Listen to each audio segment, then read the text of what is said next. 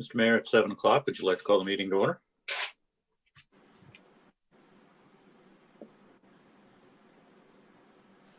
Mr. Mayor, would you like to call the meeting to order?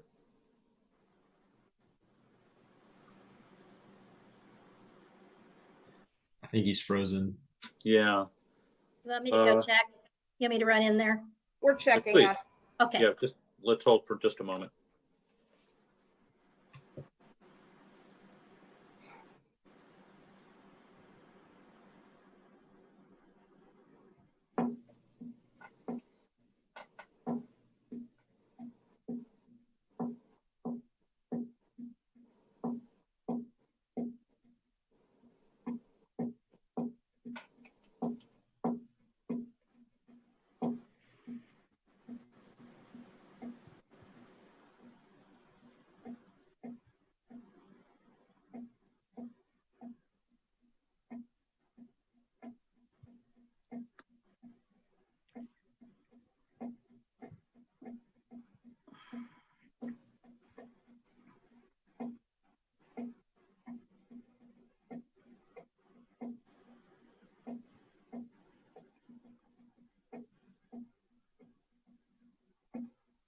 Okay, I think we're,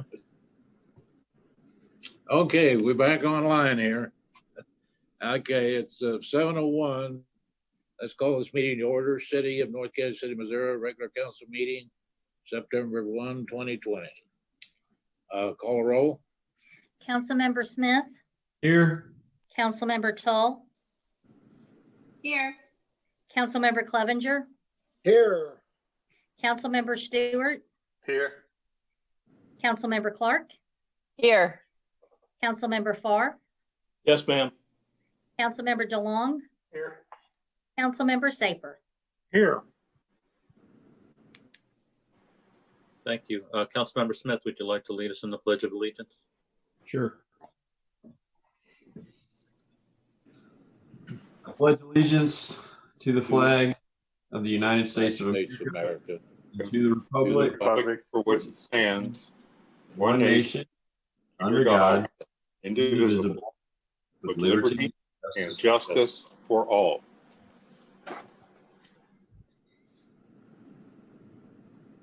The next item on the agenda is the approval of the agenda. Is there a motion? Move to approve. Second. Councilmember Smith, Yes. Councilmember Tull, I'm off my game. Yes. Councilmember Clevenger, Yes, ma'am. Councilmember Stewart, Yes. Councilmember Clark, Yes. Councilmember Farr, Yes, ma'am. Councilmember DeLong, Yes. Councilmember Saper. Yes. The next item on the agenda is comments from the public. Rita Pierce has a comment. Ms. Pierce? Thank you. Can you hear me? Yes, ma'am. Thank you. Good evening, Mr. Mayor, City Council members and staff. My name is Rita D. Pierce. I am the Executive Director of the Northland Assistance Center located at 2018 Gentry in North Kansas City. I've had the honor of being the Executive Director there for 15 years. I also live in North Kansas City. We've been here for 10 years. I currently reside at 2017 Erie Street. First, I would like to applaud those who are continuing to work to establish the Equity and Inclusion Committee. As the Executive Director of Northland Assistance Center, I work directly with clients and am acutely aware of socioeconomic and racial disparities in our city and in the Northland, of which I also serve. The majority of our clients represent marginalized individuals and families. This population is particularly affected by COVID-19. That said, and given Councilmember DeLong's efforts to move this committee forward, I was surprised to read his post opposing agenda item number 12 and his subsequent post explaining his reasons for that. Councilmember DeLong suggests that subsequent funding be delayed.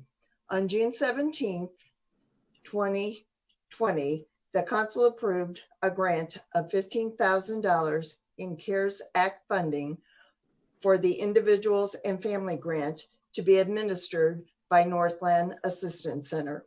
We began distributing funds upon the date we received the check, not quote unquote in one of his posts several months ago. To this date, we have distributed $12,391.79 in rent and utility assistance to North Kansas City residents, minus the administrative fees of $750, 5% of that grant. There is $1,858.26 left in that account. I acknowledge and realize that the figure that is indicated on your agenda is less than that amount. However, that only speaks to my concerns. Today is September 1st, and eviction notices for North Kansas City residents will probably be served on the 5th. I received my own water bill yesterday by email. Evergy and Spire began sending shut-off notices in July. Given these facts and the fund balance, why does Council Member Delong support a delay in funding to our North Kansas City neighbors? Council Member Delong suggests funding other agencies and other posts, citing quote unquote Hillcrest Ministries and United Way to be considered for funding, indicating they do the same services that we provide. Hillcrest Ministries, Liberty Clay County, does not provide rent and utility assistance. They refer to other agencies. Oddly, Northland Assistance Center is not even listed as a referral on their website. United Way refers people to their 211 line, which then refers them to other agency, which does include our agency. Northland Assistance Center has a long-standing fiduciary relationship with our city via our administration of Harris funding. We have provided and will provide funding and service reports on requests to staff and council regarding funding. In conclusion, I ask the council not to delay in helping our North Kansas City neighbors in need now rather than later, and to allow North Kansas City Assistance Center, which has served this community, located in this community for 40 years. I urge council to approve agenda item number 12 and look forward to Council Member DeLong's objections. Thank you.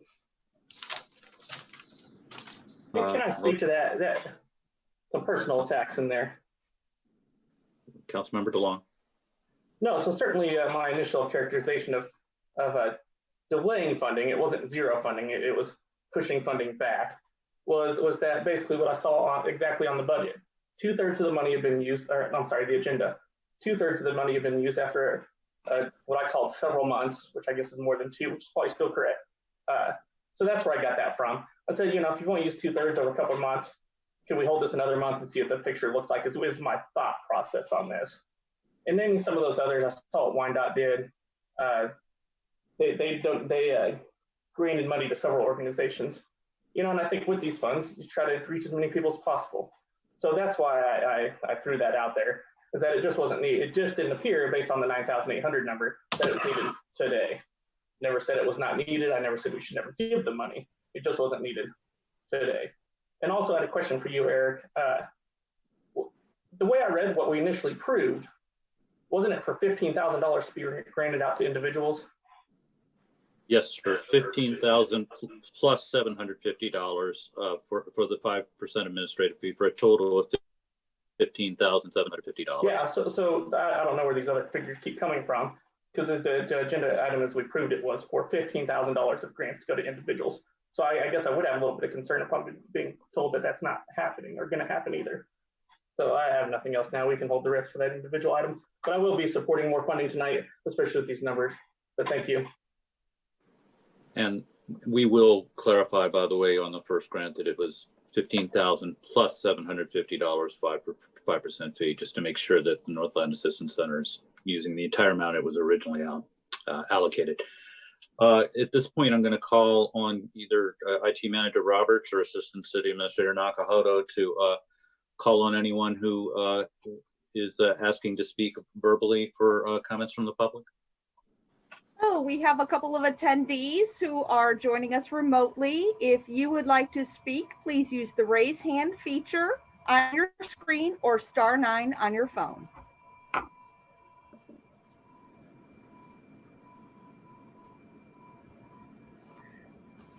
Mr. Berlin, we are not seeing anybody in the waiting room that is indicating that they would like to speak. All right, thank you. And we did receive one comment by email to be read into the record, so I'll read it at this time. This is from Thomas Manners. It reads, I am the owner of Manners Composite Stocks here in North Kansas City. I own 1230, 1232, and 1246 Swift Avenue, and am responsible for 46 full-time employees who depend on my business to provide for themselves and their families.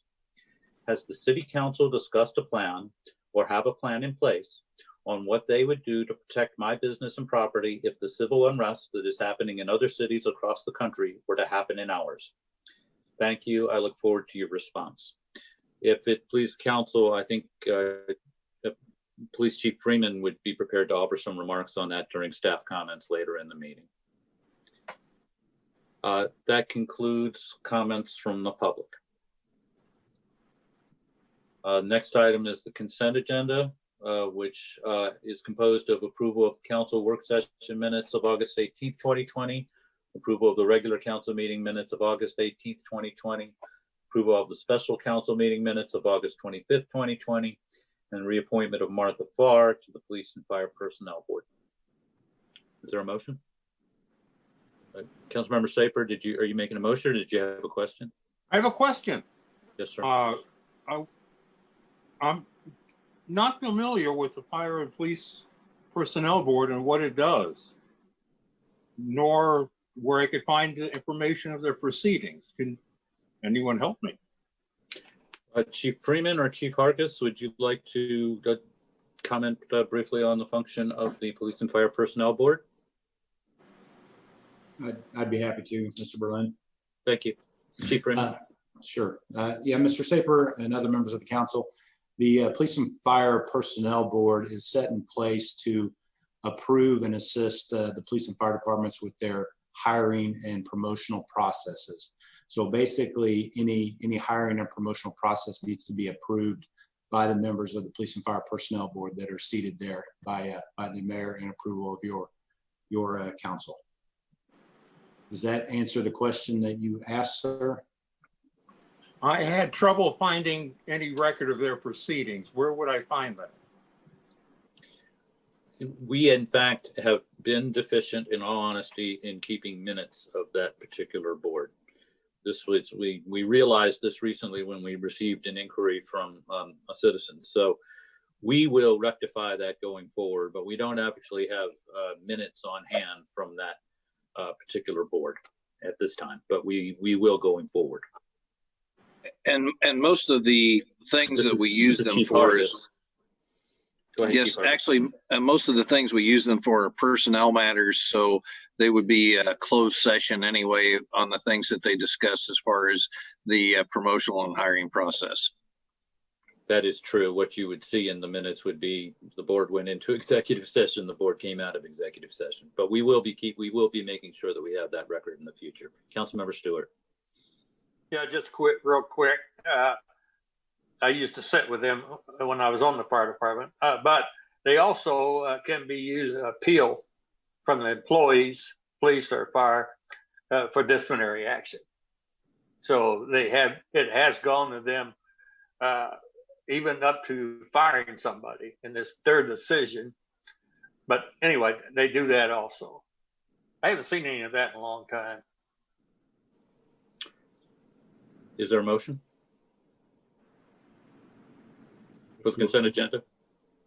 Move to Second. Councilmember Farr, seconded by Councilmember Stewart. Councilmember Smith, Yes. Councilmember Tall, I'll go get him. Yes. Councilmember Clevenger, Yes, ma'am. Councilmember Stewart, Yes. Councilmember Clark, Yes. Councilmember Farr, Yes, ma'am. Councilmember DeLong, Yes. Councilmember Saper. Yes. 8-0, motion carries. Number 10, North Kansas City Business Council Annual Report. Thank you. The city has an agreement which is renewed on an annual basis with the North Kansas City Business Council for services related to business development and retention in the city. The agreement provides that the contractor shall periodically prepare and submit to the city reports concerning the performance of the services required by the agreement.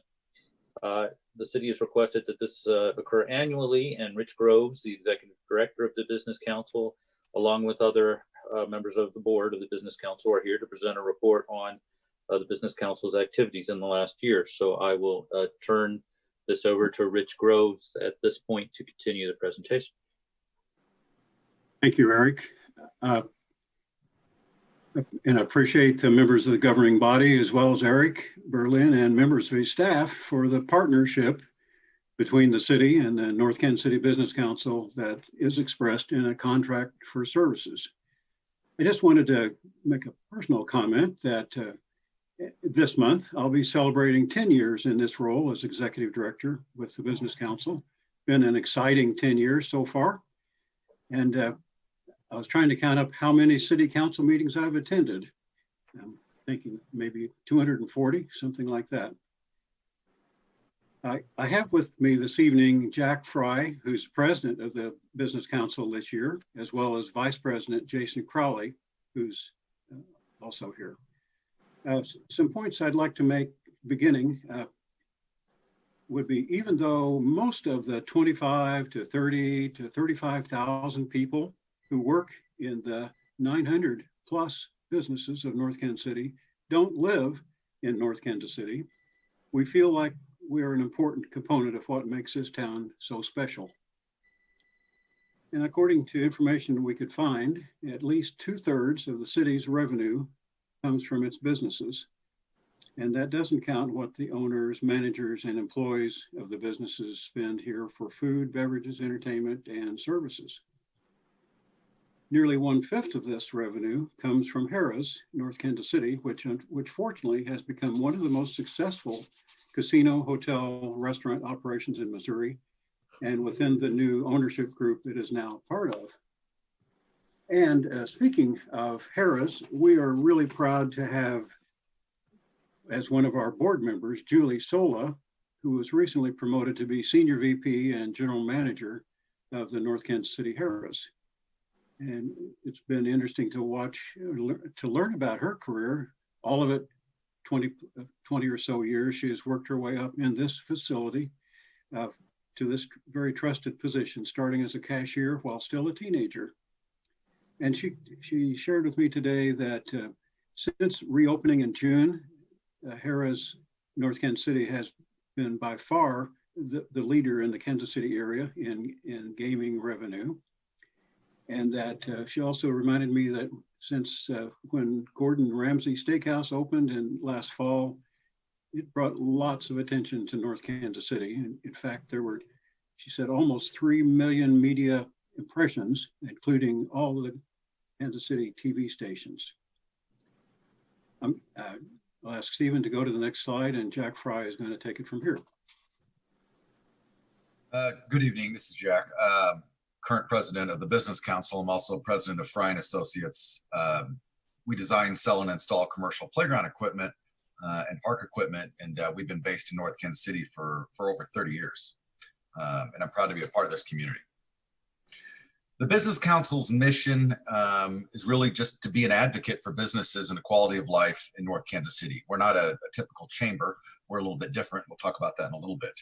But a big part of what we do is communication with the business community, the city itself, and the residents in the community. Although officially organized as a member-based organization, we've stepped beyond these boundaries during the past several months of the COVID-19 crisis by communicating with every business representative in North Kansas City that we really have an email address for, information for, whether they're a member of the Business Council or not.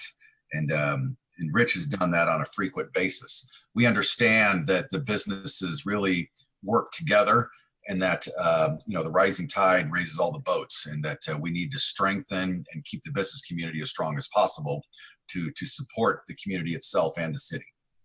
So far, Rich has sent 107 COVID-19 related email messages with varying degrees of urgency, important information, and encouragement. And what's really interesting is the average open rate, and I don't know if you guys study emails, has been like over 35% on the people that we know are actually clicking in there and reading it. That's nearly 400 emails open on each one, though it's quieted down a little bit recently in vacation, or I guess in this world it's staycation season, reduce that number a little bit. But we've heard a lot of very positive feedback on the communications, and I would really like to commend Rich on his very timely and to the point messages out to the business community. It's helped everyone very much, and a lot of that comes from the support that the city has given us. Next slide, please. So what we do, we can really boil this down into 3 terms. We support, we inform, and we connect. Next slide, please. Starting with support, we offer opportunities for networking and for businesses really to promote themselves in a variety of ways. People say that it's who you know. I disagree. It's who knows you, especially in the business world. And it's very important that the businesses of North Kansas City are promoted out there so people can work with them. We always say, buy North Kansas City first. We try to be attentive to issues that are causing problems for the businesses, and then help them find solutions or point the way to good solutions before it starts spreading out and become issues for other businesses. But after that, then we try and be an advocate to help them fix those problems so that they maintain and stay healthy businesses within the community. We also spend a lot of time publicly celebrating the ventures and successes of the businesses of North Kansas City, which is Rich talked about Harrah's, and there's been a lot of other successes that we've put out there a lot, and this would be a really long meeting if we went into all of them, but we're very proud of the business community. Next slide, and I'll turn this over to Jason. Thanks, Jack. I'm Jason Crowley from Indigex. We brought a IT managed services business to North Kansas City back in 2011. Primarily because of the connectivity we could get through Link City. But since then, we've really grown to love lots of amicable assets of this city. The city staff's easy to work with, taxes are low. The thing that works for a service business like ours is it's 20 minutes or less to drive to just about anywhere in the metro. Today, I get to share some of the various ways the Business Council meets the second pillar of our services, we inform. Our 4th quarter printed newsletter is going to be an expanded version. It will showcase over 24 businesses. Some are new to North Kansas City. Some have newer expanded buildings. Others have refurbished or reopened their businesses. Included in that list will be a quality of life celebration that highlights the completion of the refurbishment of the North Kansas City High School's old main building. Next slide, please, Stephen. I also get to tell you how the North Kansas City Business Council uses its influence to connect.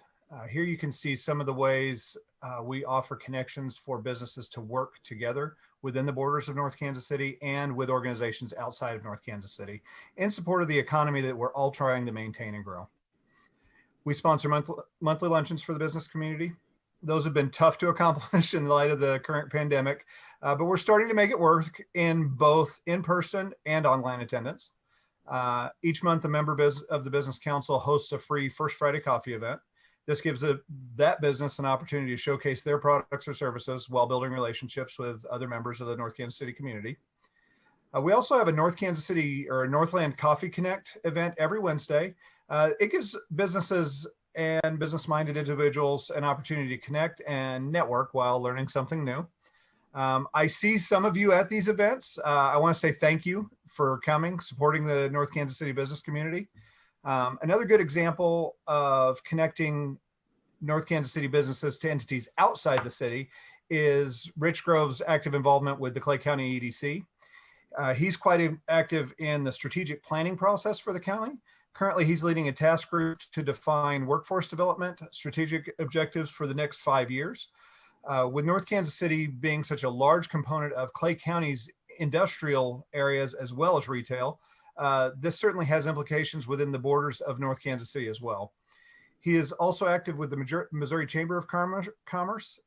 He regularly brings North Kansas City on the radar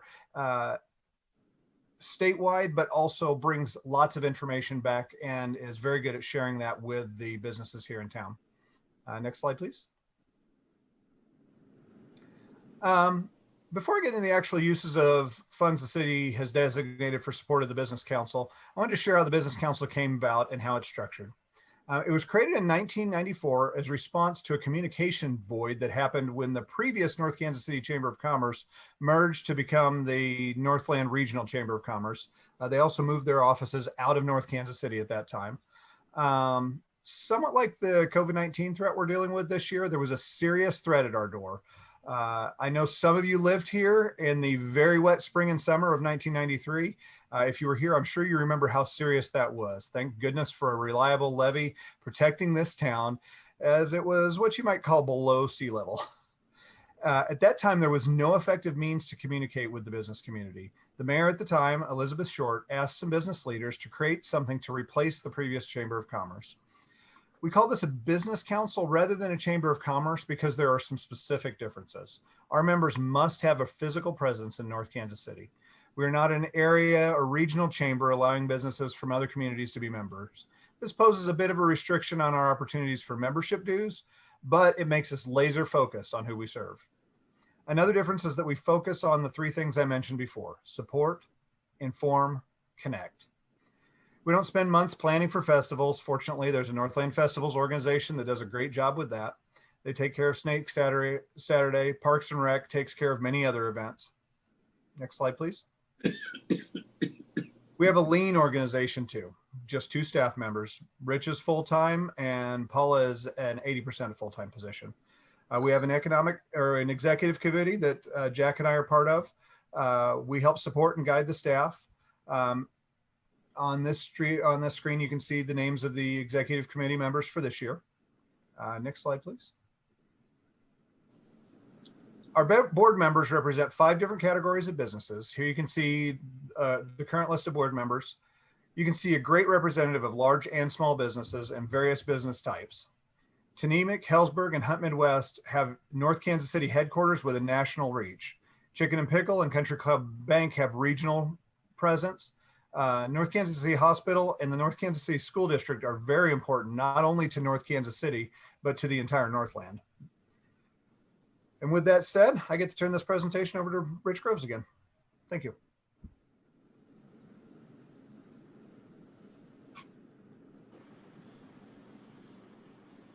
Okay, thank you. Thank you, John, Jack and Jason. The next slide, please. Well, here you can see in a pie-shaped form the 3 sources of funding we have. Membership dues comprise about 50% of the total. And normally the proceeds from events, the net proceeds from events and other non-dues revenue is about 30%. And the financial support is another 20%.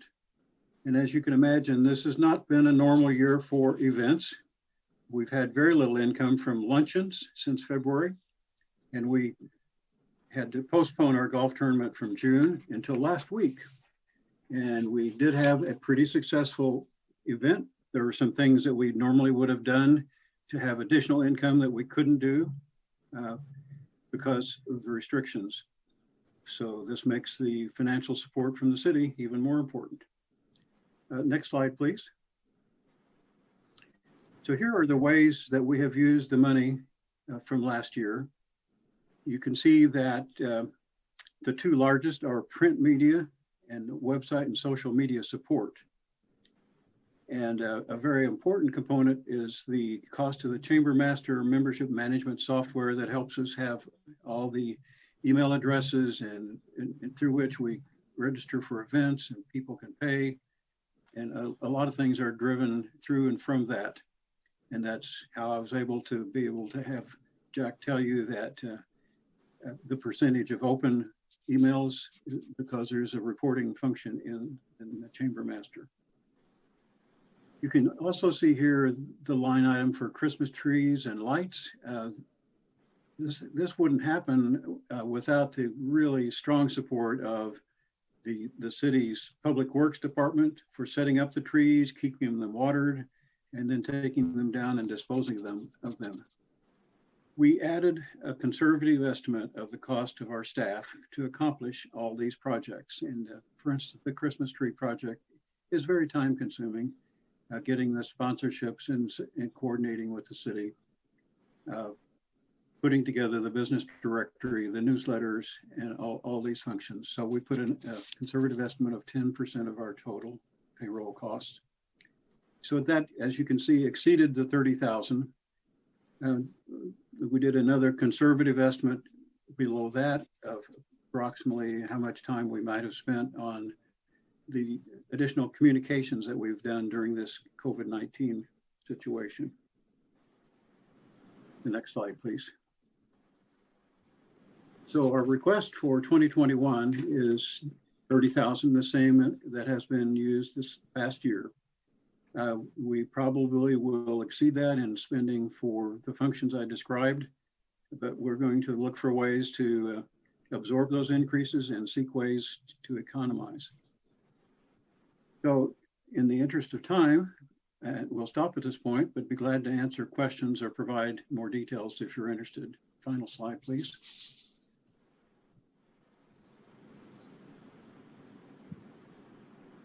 That's the end of our presentation.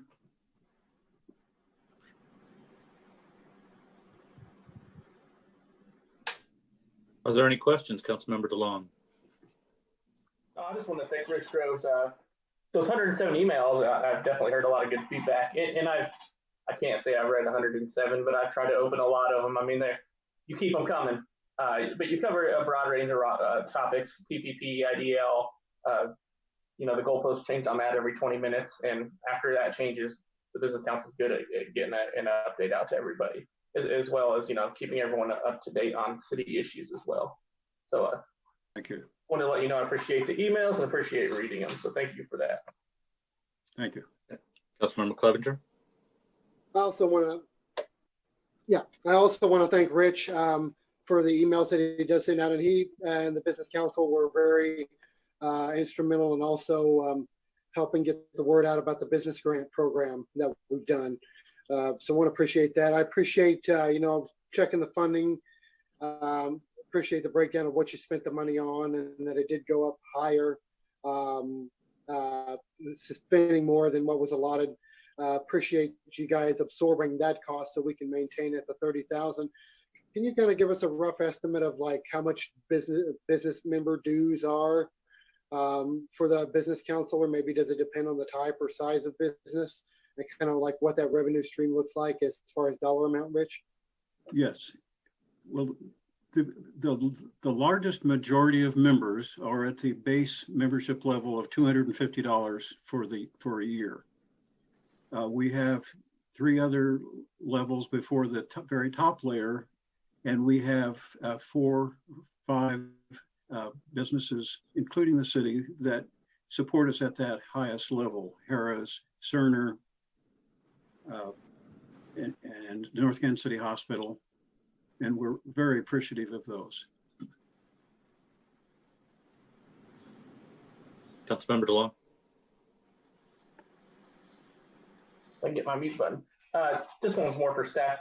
Is our dues in this, or is that a separate line item? I'm sorry, sir. I'm not sure I understand the question. So we're a dues paying member as well, correct?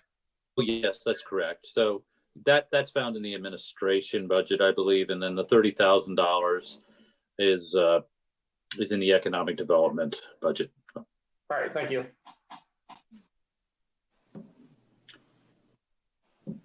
Is there anything else for the business council?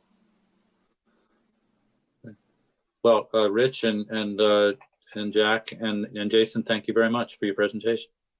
Thank you. Thank you.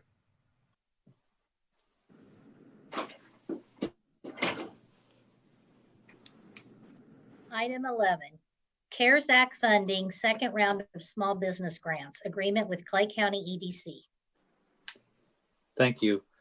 In June, the City Council authorized an agreement with the Clay County Economic Development Council, EDC, for a round of small business grants. Resulted in $140,000 in grants being distributed, $5,000 each. Staff felt it went fairly well. At your last meeting, staff brought forward, asked if the council, if it wanted to consider another round of small business grants at this time. Part of our reason for bringing it up specifically at that time was that I had some concern that we might be obligated to return unused CARES funds to Clay County on October 1st, because there was some wording in the agreement that we signed with Clay County that spoke of voluntarily doing so. I was asked to see whether we might get an extension of that, and was informed by county staff that in fact it's not a requirement at all that we return those funds on October for any unused funds. It's a request on their part, it's a suggestion, but it is not a requirement.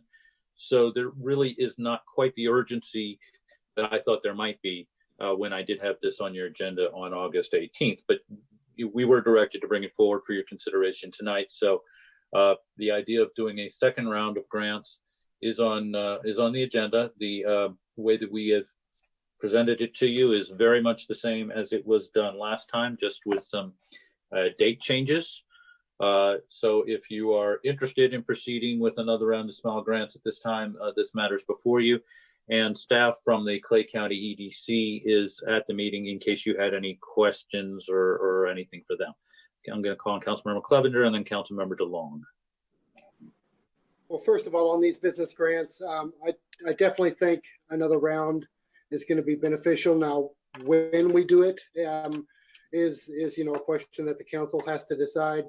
I know that these do take longer than like getting the money to Northland Assistance Center, as far as taking the applications, Clay County EDC reviewing the applications, and then us deciding. So, but I am in favor of another round of business grants. Looking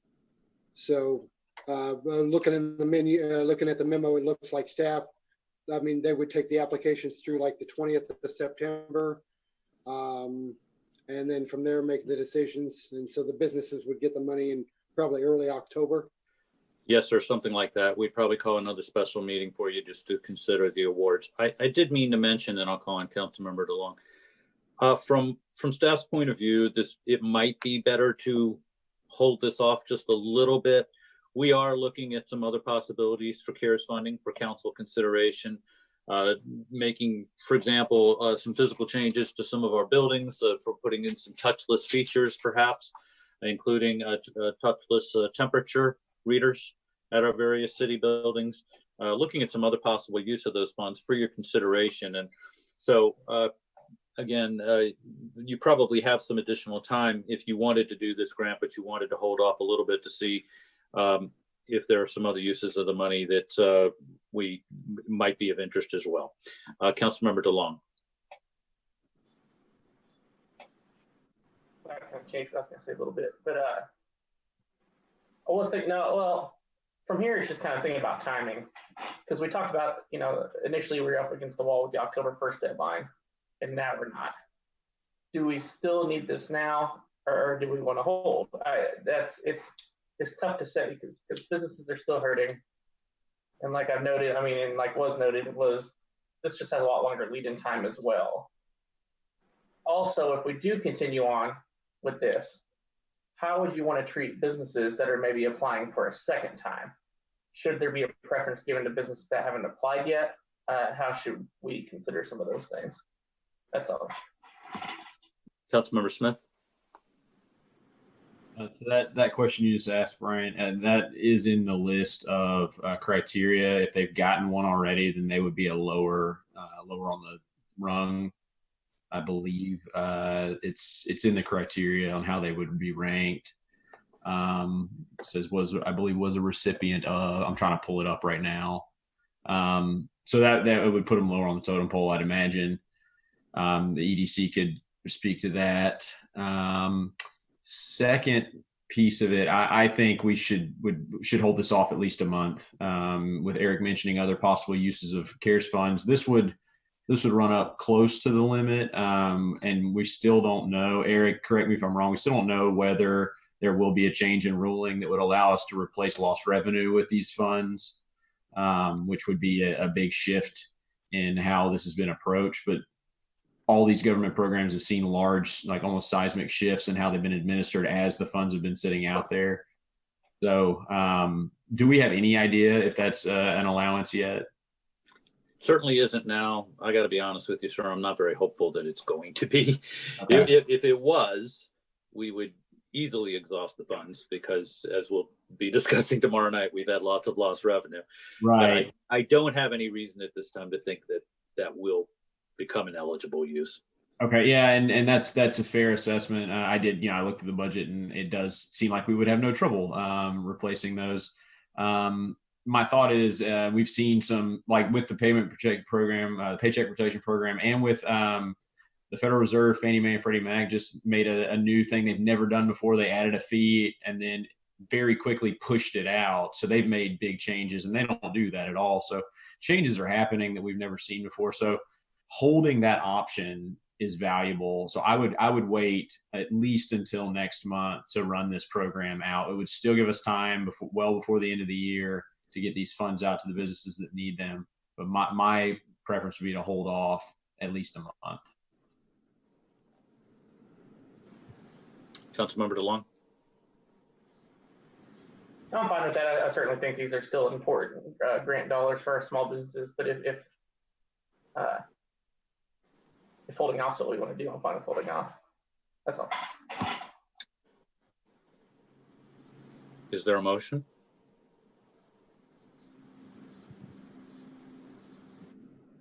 Councilmember Farr? If we want to hold off on this, let's table it until October the 6th, which is the first Tuesday in October. Councilmember Smith, is that a second? Was that a motion, Councilmember? Yes. Second.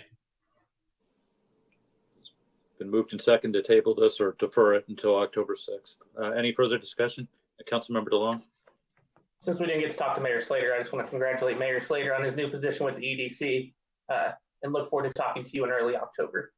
Thank you, Councilman. I do want to point out that there was a question about priority, and under your program priority considerations, it says that businesses had not received a previous NKC Small CARES grant as part of the consideration. You can give it, but it weights against giving a second one before the first one.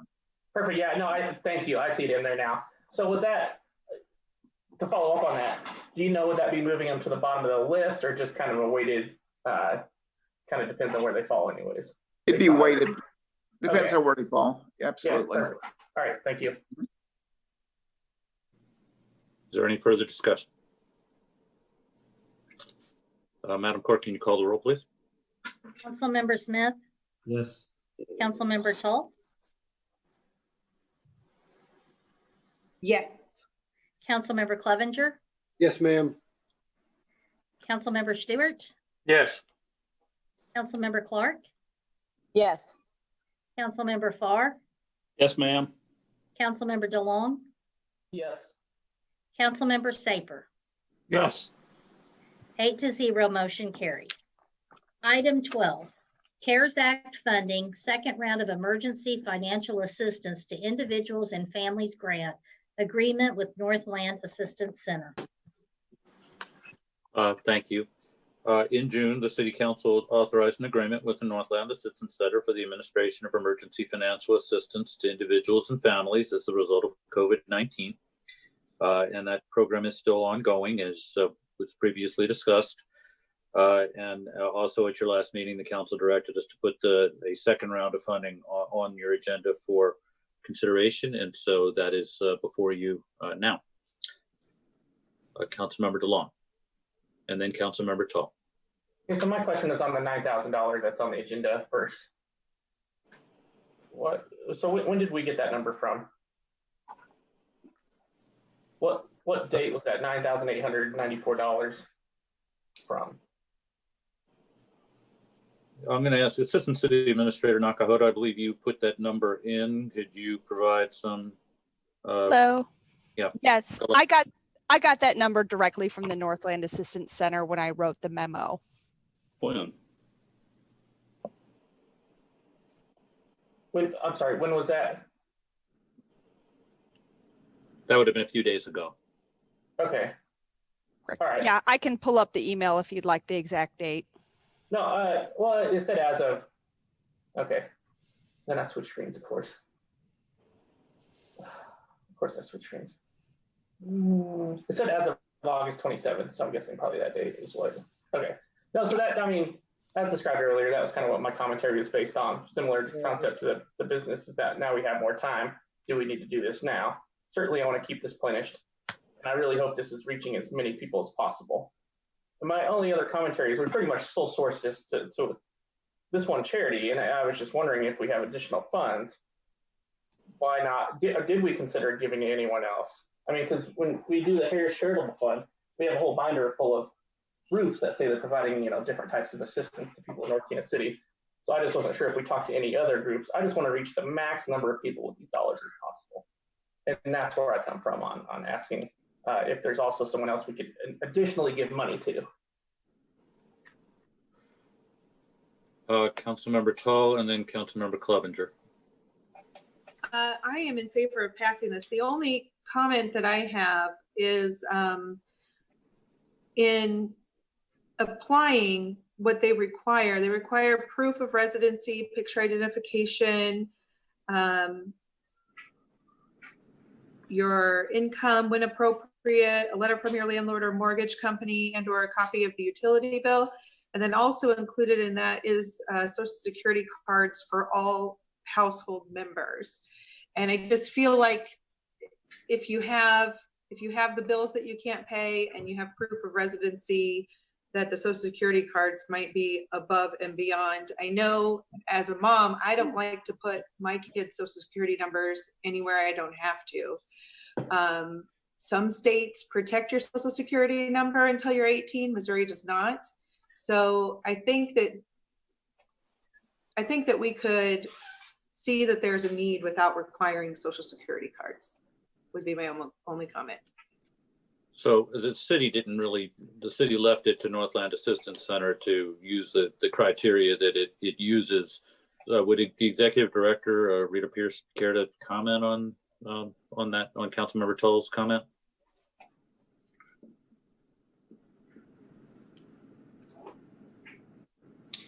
Ms. Pierce, are you on the call? I am. Can you hear me now? Yes, ma'am. Yes. Okay. Number one, in answer to, I have two questions here on the table. In answer to Councilmember Delong's question, as I already indicated in my comments, he cited two agencies who actually do not pay rent and utility bills, which are, you know, part of the whole COVID piece. And again, I'm going to re-emphasize that Northland Assistance Center, this is in regard to the first comment from Councilmember Delong, has been operating here for 40 years. And we have a long established relationship. We also have a long established relationship with the city. In answer to your question, Councilmember Tull, it is required by reporting agencies. We use MAC, Mid-America Assistance Council. There are other people who use other agencies. In order to provide assistance, you have to provide these pieces of information. We are keeping a file, which has not been required by North Kansas City, of each of the residents that we are helping. They have already signed a disclosure form in the event that you actually need to find out who they are, where they live, and all this information. Otherwise, we will not disseminate that information any more than I would disseminate the information either locally because I live here or otherwise to anyone in our community. I'm not afraid of you giving it out. I mean, hacking is not always preventable. Well, that I cannot answer. And no agency, any agency can address that issue any more than any employer or anybody else can address that age. Yeah, my question is whether it was needed in order to prove a need. I would hate to miss someone who's in need of paying utilities or rent because they didn't have everyone's social security cards to bring in. But what I hear you saying is it's part of Mid-America Assistance, what? Mid-America Coalition Assistance. And there are a number of ways to provide Social Security information besides Social Security cards. There are, as you probably well know, if you file income tax or whatever, you generally provide that information. We have many options for that. And that has frankly never been a problem with our agency. Okay. Councilmember Clevenger. Couple of a comment and a question. Start with a question. Rita, what was the number again? What are we at now as of today? Okay, now I have to relook. I threw my notes away. I just shared that with you, but we're a little less than $2,000 away from spending all the money that you allocated the first time. And okay, as I indicated in my comments, it's the 1st of September. So okay, we're gonna expend the rest of those funds in a very short form.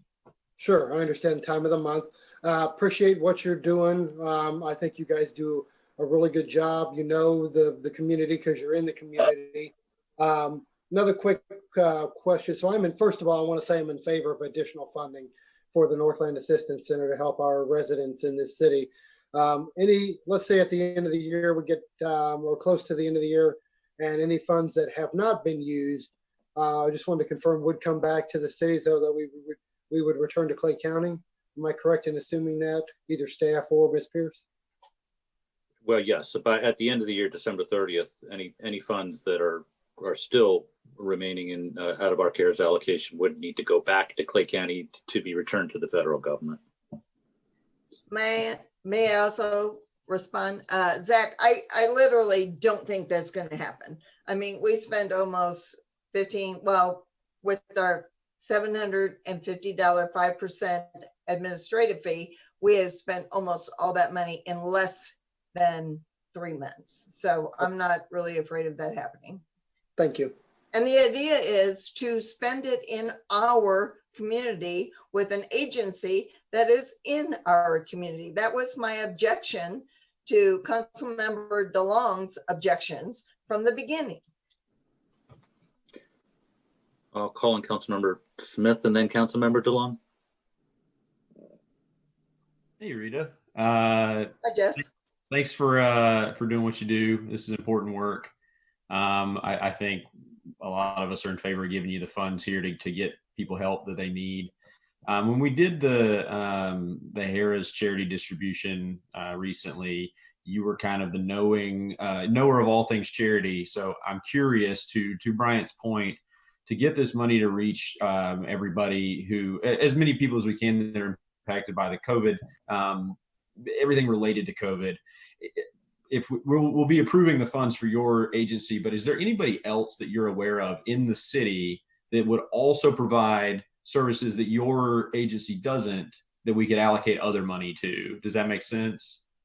It does. And no, given the COVID requirements, which require specifically services regarding rent and utilities and other things that are business related and things that are way beyond my purview, yet I absolutely applaud like small businesses and things. No, they're not. We are the only agency located in North Kansas City that provides these sorts of services. So no, as I understand it, and as we talked about this long before the monies were allocated, the council did, and I was part of the council prior to that time, we are the only agency in our city. Are there other agencies that provide these services? Yes.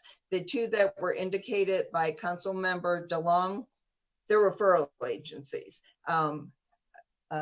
To be honest with you, Metropolitan Lutheran, Salvation Army, they also serve our clients. I literally, as I have emphasized in my comments, do not understand why you would want to give money to agencies that are not accessible to our residents, because our residents often come to our agency on foot or by the little commuter bus.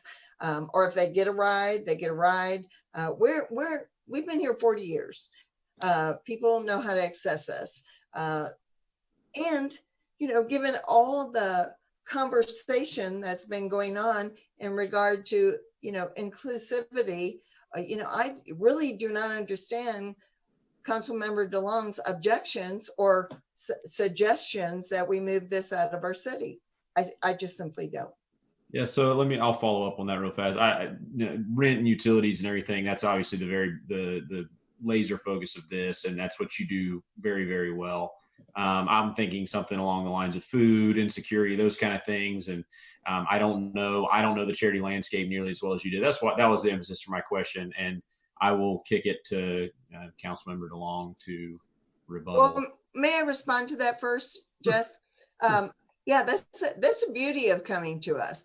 Many of the people who have come to us in North Kansas City who have never come to us before, they walk in, they see there's a food pantry, and they go, wow, we need food, and we give them food. We are also an intake site for Kansas City Medicine Cabinet, which provides dental, prescription, durable medical goods, a number of other services that we are an intake site for, that we do not have to pay for those, but we get an administrative fee for. When they walk through our door, and a number of these people, I would say 70% of the clients we served in North Kansas City since getting the first grant did not even realize, number one, we existed.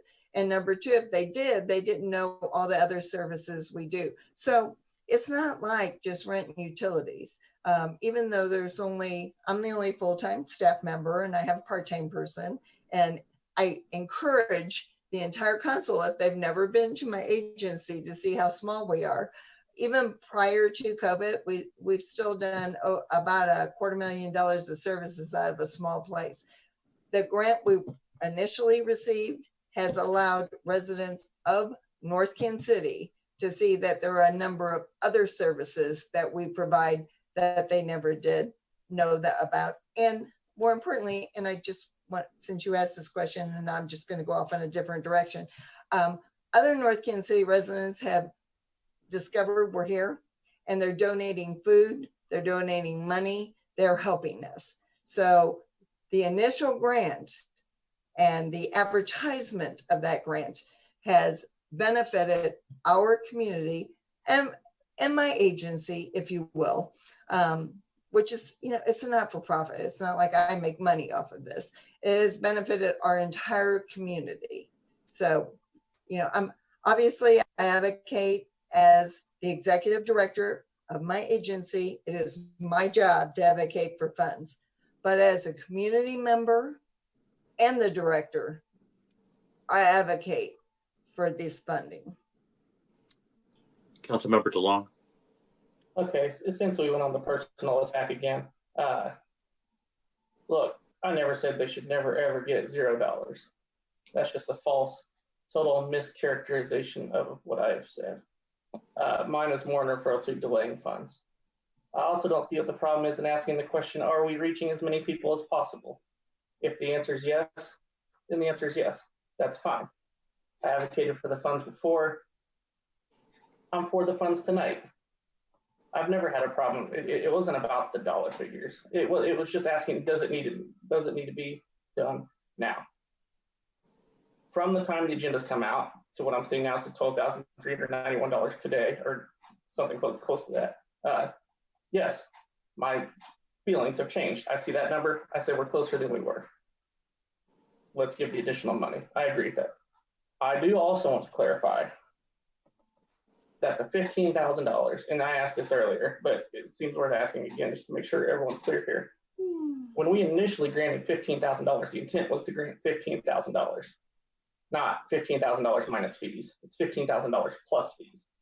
So that's the way the first contract was written, correct? And that's the way this contract is written as well. That's correct, sir.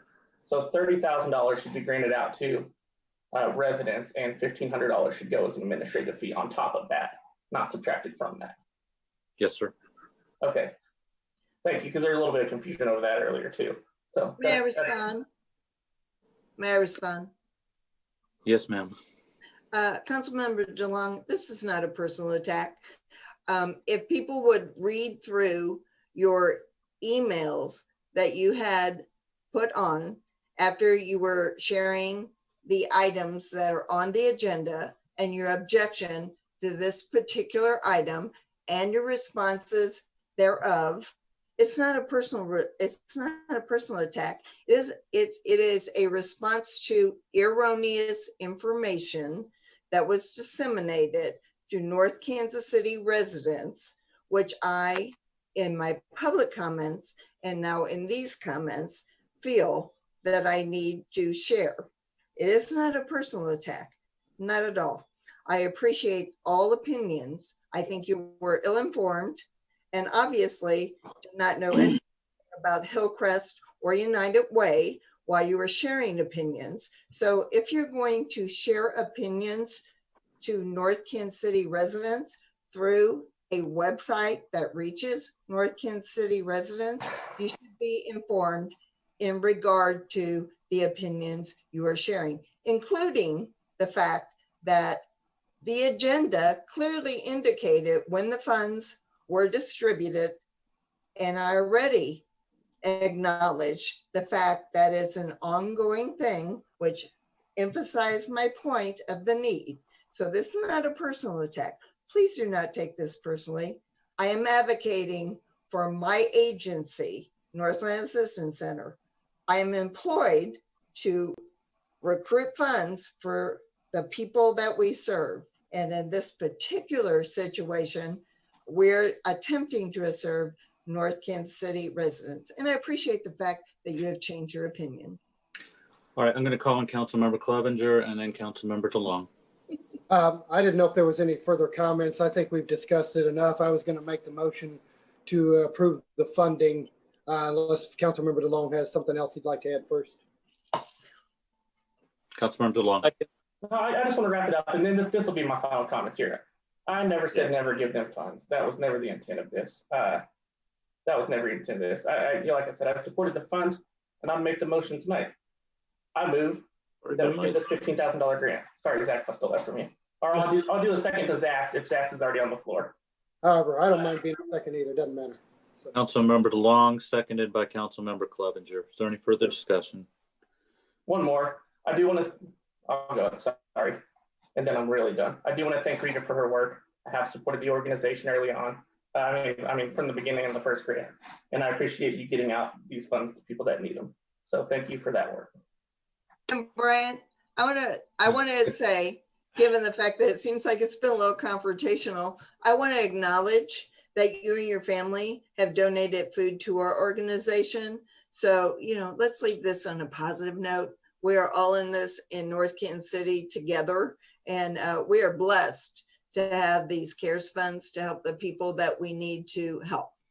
So thank you. It's been moved and seconded to do the second round of grants for individuals and families. City Clerk, can you call the roll, please? Councilmember Smith? Yes. Councilmember Toll? I'm used to being third. Sorry. Yes. Councilmember Clevenger? Yes, ma'am. Councilmember Stewart? Yes. Councilmember Clark? Yes. Thank you, Rita. Councilmember Farr? Yes, ma'am. Councilmember DeLong? Yes. Councilmember Saper? Yes. 8-0, motion carried. Item 13, wayfinding signage installation contract, resolution number 20-056. Thank you. I'd like to call on the Community Development Director, Sarah Copeland. Good evening, Mayor and Council. At your July 7th meeting, the City Council directed staff to move forward with a scaled back first phase of installation of new pole-mounted wayfinding signs as part of our gateway signage master plan. So we are proposing to install 4 of these signs this year. The total cost of this installation would be $51,500. And the contract before you tonight is a new sign installation contract with Star Signs, who is our selected sign contractor who's already completed the final sign design and shop drawings for staff to review. this would leave over $83,000 in this year's budget for this project because it's a scaled down amount. And we would hope to be able to complete this first phase in next year's budget. We'll discuss that next week. If you are approving this contract, after you approve the contract tonight, we would ask you to review and approve the signed copy for these 4 signs, which was also shown in your memo. I would be happy to answer any questions that you have. Councilmember Smith, and then Councilmember Clevenger, and then Councilmember Tall. Sarah, I just have one question for you. I like the placement. I like where we're pointing people to. This is useful stuff. But sign D, if you have a chance to pull that up, it points to and labels 1 North. And I'm just at this point not clear that people would know what that meant. I know that we use 1 North kind of because we talk about it as a development. But if I were driving down or driving north on Swift and I saw 1 North is that way, I wouldn't know what it meant if I wasn't on the council, I don't think. So is there another way a way we could get that terminology out there before we put up a sign pointing people where they're not sure what it is? Well, we used that title because that's the title that the master developer has given to that area. It's also shorter than redevelopment area because despite the fact that these signs are large, so is the font. And so we don't actually have a whole lot of room on these signs for text. That is a valid concern, but we just didn't have a better idea, to be honest. Okay, my only thought with that is since it's the only arrow headed in the other direction, the other 2 is like if you're driving north on Swift, you know you're kind of headed downtown or to the park or in the direction of the parks. Although, now that I'm thinking about it, if you go straight up Swift, you're not really going to find a park. Well, the other thing to keep in mind is that wayfinding signs, and this is not really my area of expertise, but I've learned a lot about wayfinding signs in the last few years. Wayfinding signs are partially intended as breadcrumbs to help validate a direction that you're already moving in. So if you are already looking for 1 North, then this would be a breadcrumb to say, yes, this is the place you turn. But if you don't know what 1 North is, this sign isn't suddenly going to prompt you to say, hey, I should turn right here to go to a place that I wasn't looking for anyway. So you also need to keep in mind the purpose of the sign is to, if I am a stranger here and I'm already looking for this place, this sign is going to be confirmation that I'm headed in the right direction, or a prompt that, yes, this is the right turn you're looking for, as opposed to another street that you're going to come to. And that makes a lot of sense. I appreciate that. And also your point about the parks, keep in mind that this is 4 signs that we're installing in a larger group of signs. So 1 sign is maybe not going to point you, if you're going to need to make 2 turns, 1 sign, of course, is not going to tell you what the second turn is. It's though telling you which, it's confirming your route along your way. It's only going to give you 1 piece of your route, not the entire route. Okay. With the parks one, so since I'm not seeing the full, we're not seeing the next sign because this is part of a scaled down package. I'm assuming there would be a park sign farther north to point them to turn toward Mackin. I would still push back a little bit, even with the breadcrumb terminology on the 1 North use, because if somebody is headed to say Old Chicago Pizza and they see a sign that says 1 North, they're not going to think, okay, I'm on the right track necessarily, if they don't know what 1 North is. That's really my only question or critique on this. I think you guys have done a great job. Councilmember Smith, if the council has an alternative, this isn't written in stone, but the one caveat is, as Sarah mentioned, is that there just isn't room for a whole lot of text. That's right. The quick comment. But if you all had, it's probably not the best way to try to do it during a council meeting, but if you had an alternative, unless it was possible. Hospital, that's the only thing that would otherwise be. Okay. So I'll get a call on Councilmember Clevenger, Councilmember Tull, and Councilmember Clark. Are any of these signs, the wayfinding signage, are they lighted, or is it just? No, they are not lit. So we don't have to worry about it being bright enough or anything like that. Okay, No. thank you. Councilmember Tall. Jesse said a lot of what I was going to say about sign D. My only, and I'm sure Amy's going to have some comments because that's her area of town. My only other question is, are you going to put One North signage up around the development? I mean, if the developer does intend to put up signage. Okay, so after people are there a couple of times, it will say One North kind of somewhere in the area, right? Mm-hmm. Okay, and then my next question was on sign A, just the placement of sign A. I know you don't want to put it right at the corner to give people a little bit of time, but you're taking a right-hand turn and you'll be in, I mean, you don't have to cross traffic. I was wondering if sign A needed to be moved a little bit closer to the end of that block. Well, so keep in mind too that these are approximate locations.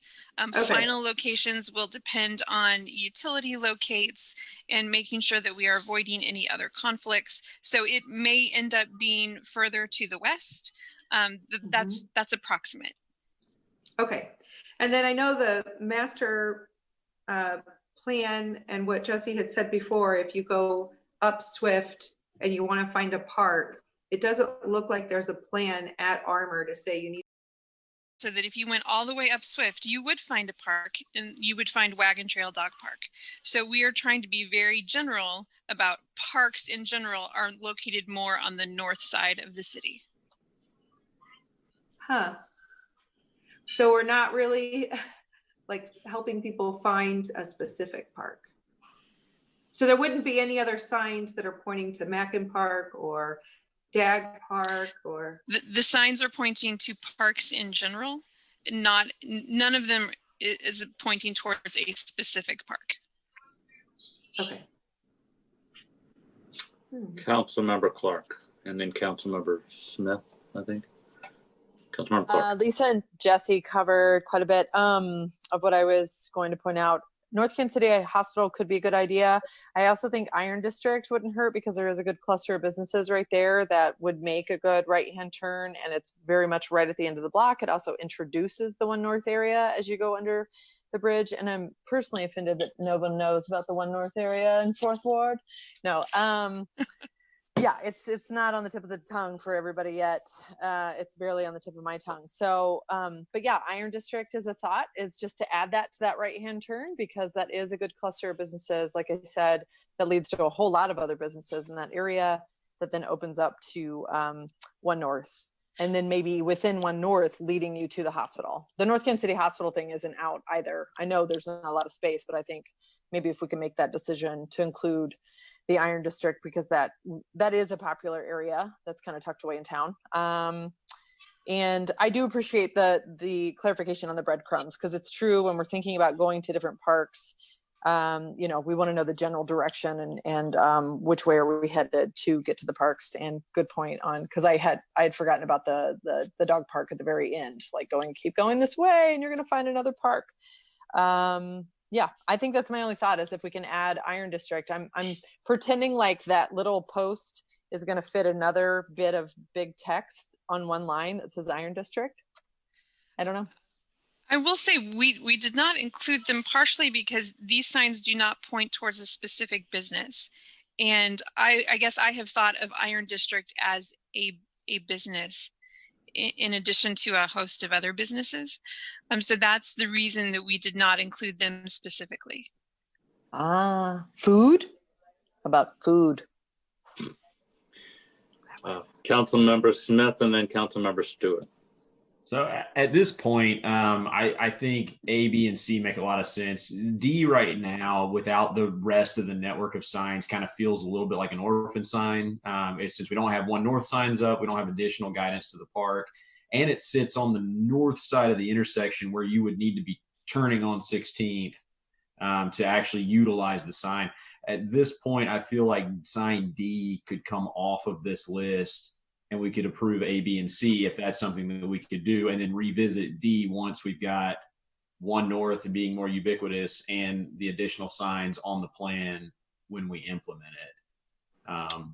Is that something we could do? Well, the contract does mention 4 signs and it has a dollar figure. If you would prefer, we could perhaps come back to you at your next meeting or meeting after with proposing a different 4th sign. If you didn't feel that that sign was as high a priority as some others. Yeah, that would be my preference, or I don't know if we can cut it down to 3. That would have to be renegotiated. But yeah, that would be what I'd ask, is that we get one come back with either a different sign or with 3. I think from the sign company's point of view, there is economy of scale in a certain number. They are not charging us more per sign than they were when we were originally planning to install 8 signs. So I think if we could keep it at 4 and then maybe propose a different 4th sign, I think that would make things easier moving forward. Sure. Is there some council consensus on that? Councilmember Delong? Oh, I think Councilmember Stewart was next, and then Okay, Councilmember Delong. Yeah, I just, One North. What's One North? I mean, I know what it is. But somebody's going to say, where's chicken and pickle? They're not going to say, let's go to One North and get some chicken. And a lot of these places like Mackin Park, just ask your phone. iPhone will tell you right where to go. You don't need 2 Pacific. And we don't need any more people in Mackin Park, so they don't know how to get there. They go to another park. But the thing like One North, though, I'm serious. What's a One North of most people? I'm not going to go to One North for dinner. I'm going to go to Chicken and Pickle for dinner, or Paul and Jack's for dinner. I just don't see the One North thing. And that's all I got to say. Councilmember DeLong. All right, so sorry if this is already said, and I tried to dig through the document here, but I didn't see it. What is the material that the text is on? Is that something that can be amended in the future or something added to? Or once it goes up, that's it? Right, it's an aluminum panel that has vinyl lettering, and then the arrows are a cutout. Okay, so it's just mounted onto, looking from here, it looks like it's mounted onto whatever its backing is. Mm-hmm. And so in theory, if we wanted to add something later, if there was space, that could be done. Right, you would have to replace the panel. Oh, yeah, okay, replace the whole thing, okay. But not Right. the whole sign, if that makes sense. Yeah, perfect, thank you.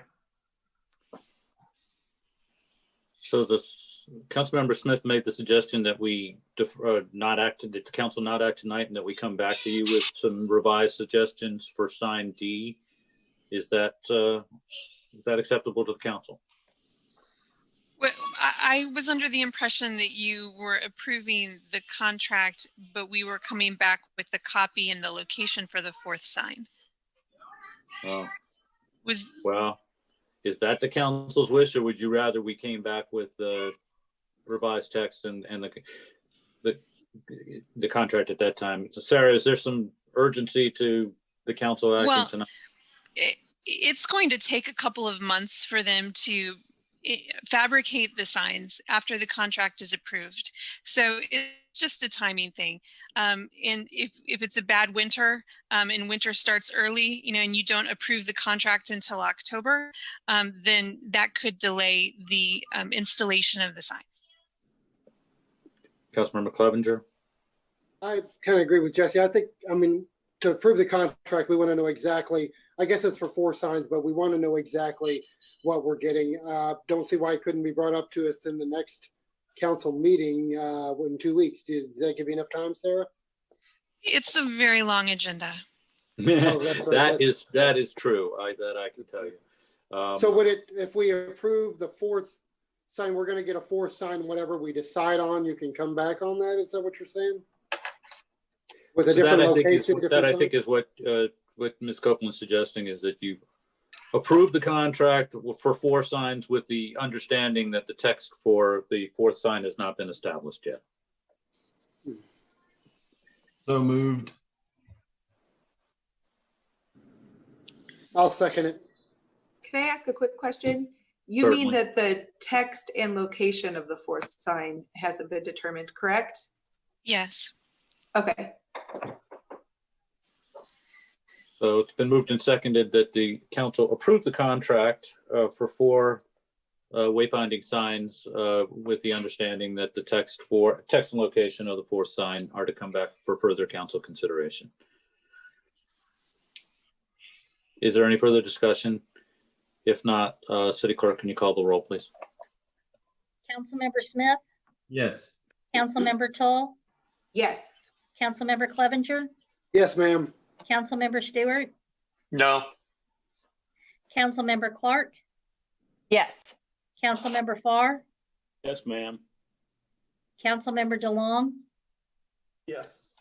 Councilmember Saper, Yes. 7-1, motion carried. May I ask a follow-up question about sign copy? I heard Councilmember Clark suggest that we add the hospital to sign B. Was that your direction? Is that the one that had one north? No. No. No. Hang It's on. the one that it has City Hall, High School, That was and D. park. I mean, literally 16th will lead you to the hospital and also one north. This is a sign on Armour Road. Right. It would basically be across the street from City Hall, facing eastbound traffic. Would you like us to add the hospital to that sign? It would have to point the opposite direction, wouldn't it? No, it would point straight ahead. Could you add it as a 4th option? I believe that we could. Makes sense. We will. Okay. City Hall, High School, Parks, Hospital. Yes. Yes. At the bottom. All right. Sure. Yeah. And then- I say maximize the space on the sign. Councilmember Tall. I was just going to say 1 North would make sense after they add the signage at 1 North. So maybe just in a different order, like you had said, Sarah. I do not believe that we have space to put 5 directions on the sign. No. I just mean going back to the sign that we're waiting on. I just wanted to say, I think 1 North would work later, the one that we're passing on now. But if we waited until they had 1 North signage over in that area, it would make more sense. So noted. So I think we have our direction from the council. You've approved the contract, and we will be amending sign B to add the hospital, and we will be coming back to you with proposed revised wording for sign D.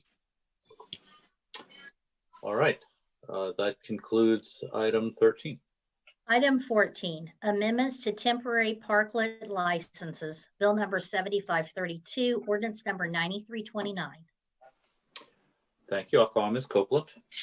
At your last meeting, you directed staff to make 2 amendments to the temporary parklet licenses that were established in June. These 2 amendments extend the permissible hours of operation for a parklet from ending at 10 p.m. to ending at 12 midnight, and also authorize the parklet licenses to continue through November 2nd, 2020. The ordinance before you makes those 2 amendments only. I would be happy to answer any questions you might have. First reading. Second. Call the roll, please. Councilmember Smith, Yes. Councilmember Tull, Yes. Councilmember Clevenger, Yes, ma'am. Councilmember Stewart, Yes. Councilmember Clark, Yes. Councilmember Farr, Yes, ma'am. Councilmember DeLong, Yes. Councilmember Saper. Yes. An ordinance amending chapter 4.30 sidewalk eating and alcohol consumption licenses of the code of the city of North Kansas City, Missouri regarding temporary parklet licenses. I move that bill number 7532 be placed on second and final reading and passes ordinance number 9329. Second. Councilmember Smith, Yes. Councilmember Tull, Yes. Councilmember Clevenger, Yes, ma'am. Councilmember Stewart, Yes. Councilmember Clark, Yes. Councilmember Farr, Yes, ma'am. Councilmember DeLong, Yes. Councilmember Saper. Yes. An ordinance amending Chapter 4.30 Sidewalk Eating and Alcohol Consumption Licenses of the Code of the City of North Kansas City, Missouri regarding temporary parklet licenses. Number 15, proposed traffic pattern change on Atlantic Avenue, resolution number 20-058. Thank you. I'll call on the police chief, Kevin Freeman. Good evening again, Mayor and City Council. The agenda item before you tonight is a proposal to change the traffic flow pattern on Atlantic between East 10th Avenue and East 12th Avenue. Currently, the traffic flow is a two-way traffic right there. Over the last months and years, the amount of truck traffic generated in that particular block, particularly with staging and waiting to dock, unload, and pick up items from the businesses there, has increased the flow there and has become problematic when there's two-way traffic. Many times trucks are staging on both sides of the street, which only allows for a single lane of traffic to get through. Makes it difficult for the other businesses operating in the area. Also makes it potentially difficult for us in the fire department on a public safety aspect should we need to get in that area in a timely manner. So the proposal in front of you is to change the traffic flow to a one-way designation on Atlantic between 10th and 12th for northbound traffic. We would also eliminate the no parking zone that is currently on the east side of the street and create one on the west side of the street. So this will give the trucks a place to stage, but not blocking the street any longer in that area. We have consulted with, we believe, all of the businesses in the area that potentially would be affected, and none of them have indicated that there is any adverse impact from this action. So I'd be happy to answer any questions you might have. Councilmember Clevenger. Not a question, just a comment. Great job as far as canvassing the businesses in that area to see how it's going to affect them. So appreciate you doing that. Thank you. Any other questions or discussion? Move to approve. Second. Please call the roll. Councilmember Smith. Yes. Councilmember Tull. Yes. Councilmember Clevenger. Yes, ma'am. Councilmember Stewart. Yes. Councilmember Clark. Yes. Councilmember Farr. Yes, ma'am. Councilmember DeLong. Yes. Councilmember Saper. Yes. 8-0, motion carried. Number 16, budget amendment, water repairs, resolution number 20-059. Thank you. I'll call on the Public Works Director, Pat Halver. Thank you. The 2020 water budget includes $300,000 for water repairs. And those are for unseen water repairs that occur every year, replacement of broken valves, and street restoration following the repairs. In late July, two costly emergency repair projects occurred. Water leaking from a broken water valve resulted in the replacement of 3 water valves. The cost was $99,463. And 1 week later, a water break occurred and the repairs lasted 4 days, which cost $78,353 for repairs. Consequently, the expenditures to date have exceeded the water repair budget by $32,471. Most of the valves within the city are 60 years old and cannot be shut off when we want to close them for water main repairs. In 2018, the city began a water valve exercising program to determine if the valves were working properly. And when we found a valve that was not working, we replaced them. In anticipation of increasing the number of valve replacements this year, the water budget was increased from $120,000 from last year to $300,000 in 2020. Unfortunately, the budget for the fiscal year 2020 has been exceeded. Staff recommends approval of the budget amendment, appropriating $80,000 from the water fund to the water repairs line item to erase the deficit, provide $47,578 left to get through the month of September in terms of water repairs. Anything that is unspent will go right back to the water fund. So a resolution has been prepared for consideration of approval. If you have any questions, I'd be glad to answer them. Councilmember Tall. My question is, knowing the age of the valves and the fact that you know they're going to need to be replaced, would it be less expensive to come up with a plan to start replacing before they break? And then I have a second question after that.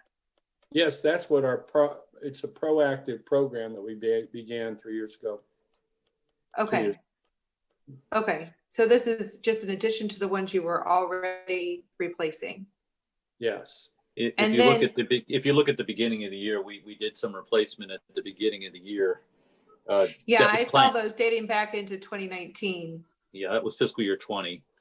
That's the very beginning of fiscal year 20. But that is the idea, is that we do it proactively. We would have thought that $300,000 was more than enough to get a lot of proactive work done, and then lo and behold, we have these two very expensive repairs that occurred that were unplanned. And then the second thing that I wasn't quite sure on was the repair, the patch that lasted 4 days. Did the 4-day part cost $70,000? Yeah, that part I was a little iffy on. Yeah, the fact it lasted 4 days. Well, the other one lasted 4 days as well. But yeah, it was at 20th and Burlington, and in the pipe, as they exposed the pipe, it was corroded, and so they kept digging into Burlington, and we decided to stop, and we closed down a pipe across Burlington that used to come across Burlington, and so we tapped it there at 20th and Burlington. It's a pretty creative way of doing things, but basically, yeah, that ended up costing a lot of money. So 4 days, it's average for a big break or a repair, actually, too. Okay, I think I still am misunderstanding then. Are you saying that it costs money to have everything shut down for 4 days? No, it's the time it takes to excavate, find the break, and then after all that's done, one big expense is restoration to the street, and almost all of our water lines are in the street. Yeah. Okay, thank you. You bet. Councilmember Clark. Yeah, that to piggyback on that, I think what you were referring to then is the water break at 20th and Buchanan, or was that separate from the 20th and Burlington? Oh, I think he meant 20th Buchanan.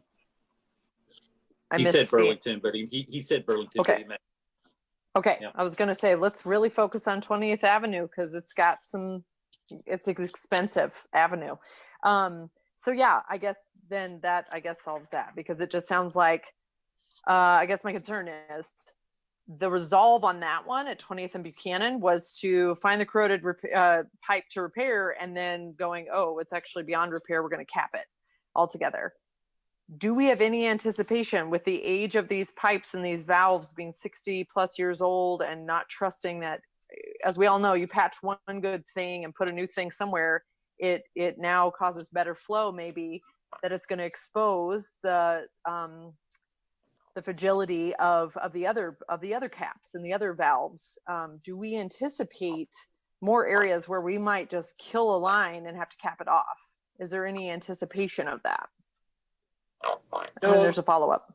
Yeah, that isn't very common, but we had the opportunity to in this case. We go to the next section of pipe and repair to.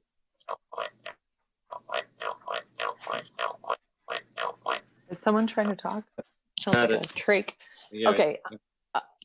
Okay, so you're saying you went ahead and just utilized like another line. I think I'm just curious with I think the master plan, the water valve exercise program? Yes. Okay. And so part of that water valve exercise program, which is a fun name, because you guys are getting a lot of exercise excavating, I'm sure.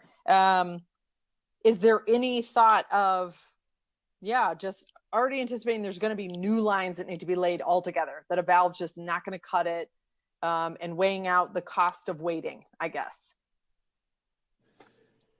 No, we're trying to be proactive in replacing these valves. And we're not going toward a water main replacement project, if that's what you're saying. Okay, so in proactive, yeah, I guess I'm just trying to see if there's anything just laying out there that shows the cost of sort of not doing multiple things at one time. But it sounds like the main concern is sort of the restoration of the road after things are repaired. Yes. Okay. Would you say on average that each time you make a repair, there's then a replacement, that there is then a reactive repair that occurs? No, not generally. Okay. Okay. Yeah. Okay. That's what I'm just curious about. I'm trying to understand. Go ahead. Councilmember Smith. When we have these unexpected events that come up, do those tend to be more expensive than when we're going in and replacing them ourselves on purpose, like when we're planning to do it? Yes, indeed, they are. First, we have to excavate to find where it's coming from. We don't give notice in advance to the people that are going to have outages. It's more expensive in many ways. So with that in mind, is there a way, because now I'm concerned, we've been kind of robbing from our water fund to cover our sewer fund because our sewers have been collapsing, and now our water lines are also kind of collapsing because we have a really old system. If this sort of thing continues, we might find ourselves having the opposite problem where our water fund ends up deficient. So I'd really like to see some kind of, I know we're doing the valve exercising, that's something we've been kind of pushing for, but something that looks at what is it really going to cost us if we just really got into this and started replacing things that the highest priority ones first, obviously, and then moving out. What would that look like so that we are planning to do it and it's not 2 to 3 times as much money because it surprised us. So it would save us money in the long term, it seems. That's what we did the first year. They were planned along Armor Road. That's a 14-inch pipe, which is a big pipe. It's very important because it goes down Armor Road and then up to the reservoir. So it feeds the reservoir. So these were planned. We're doing the worst ones, or the most important ones, I should say, first.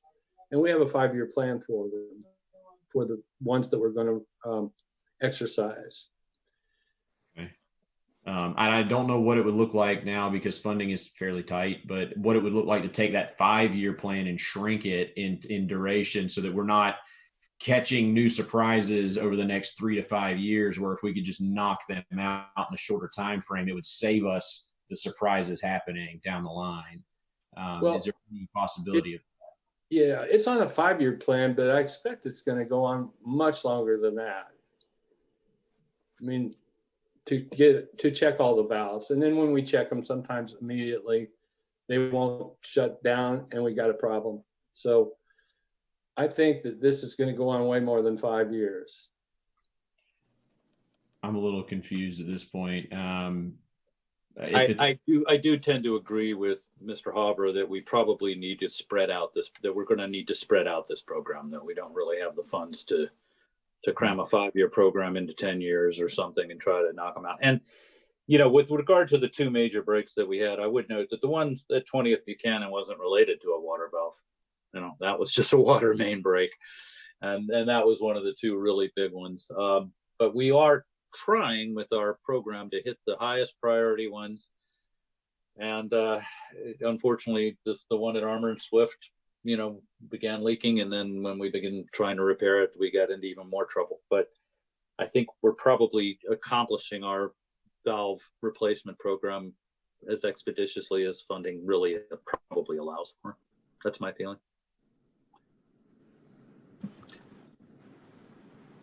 Any other questions on this or on the proposed budget amendment? Move to approve. Second. Councilmember Smith, Yes. Councilmember Tull, Yes. Councilmember Clevenger, Yes, ma'am. Councilmember Stewart, Yes. Councilmember Clark, Yes. Councilmember Farr, Yes, ma'am. Councilmember DeLong, Yes. Councilmember Saper. Yes. 8-0, motion carried. Item 17, Public Art Mural Contract Easement Agreement, Bill number 7533, ordinance number 9330. Thank you. I'll call on the Assistant City Administrator, Kim Nakahoto. Good evening, Mayor and Council. I'm actually going to talk about this item and the next item on your agenda because the two are related. This is part of the Tim C. Crummett Charitable Foundation Fund, the Public Art Mural Program. In May, the committee sent out a call to artists invitation. And what that is there are two parts to that. That is a call to walls and a call to artists. And the reason why we do the call to walls is this way we know the exact dimensions when we do the call to artists. That way the artists are able to fill that canvas proportionally and make sure that we're not trying to mismatch a piece of artwork to a improperly sized wall. So the committee sent out the call to walls. The committee did receive two different people who and you do have to, if you were a building owner, you do have to put in for this. We don't want to put a wall. We don't want to put a mural on a building that the owner didn't self-opt into this program. And the building owner at 1609 Swift Holdings was selected by the committee. And how this committee works is that building owner, and if the interior business is separate, they become part of the selection committee for the call to artists. In this particular case, the building owner owns the building and the business inside, and that is actually Greg DeCamp. So Mr. DeCamp joined the selection committee, and then we issued the call to artists. The call to artists did receive several artists who put in for that particular call to artists, and the artist that was selected is Alex Ekoff, and he goes by the street name of Eichhoff. And if you scroll through your mural, you can actually see Mr. DeCamp's wall, and actually the little triangle piece that goes over that door and the signage has been removed to create a larger canvas, a more smooth canvas for the mural.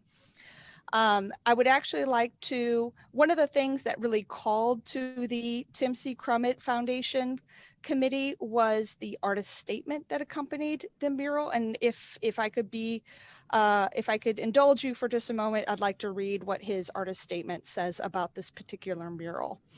There is an African proverb that goes, "Smooth waters do not make skillful sailors." When a community is faced with a challenge, it is given an opportunity to grow. This community has certainly been tested this year, but like the lotus flower that rises from the bottom of the pond and reaches out of the water toward the sun, North Kansas City still blooms. It used to be very difficult to cross the Missouri River until people came together and built a bridge, which allowed for even more connection. The past several months have been turbulent, but this city has ridden the waves of change and has become more adaptive and responsive to every new obstacle. I feel as if the whole world is being forced to connect and understand each other in entirely new ways.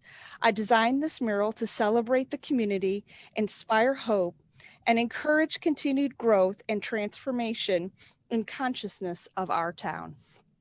So that kind of really struck the committee as they deliberated as to which mural would be chosen for this particular project. And the building owner as well really was called to this particular mural. Per the Crummett's committee, this project was authorized with a total budget of $10,000. The project is slated to come in under budget as follows. The original budget was $10,000. The public art mural contract is $5,774. Reimbursement for site work, again, it was to take down that little triangle over the door and remove the signage, was $876.17. We do have a contingency budget of $2,000. And what that is it covers unexpected expenses as the project comes forward or any damages that the mural may have over the next 5 years. So for the public art mural program, the easement agreement, again, there are two separate agreements that are being brought for you tonight. One of them is a 5-year agreement with the building owner that once the mural is installed, there is actually an easement agreement with the city that should that building change hands, or should that building owner just not want that mural on there anyway, it actually outlines the financial reimbursement that would be due back to the city should that mural be removed before the 5-year agreement.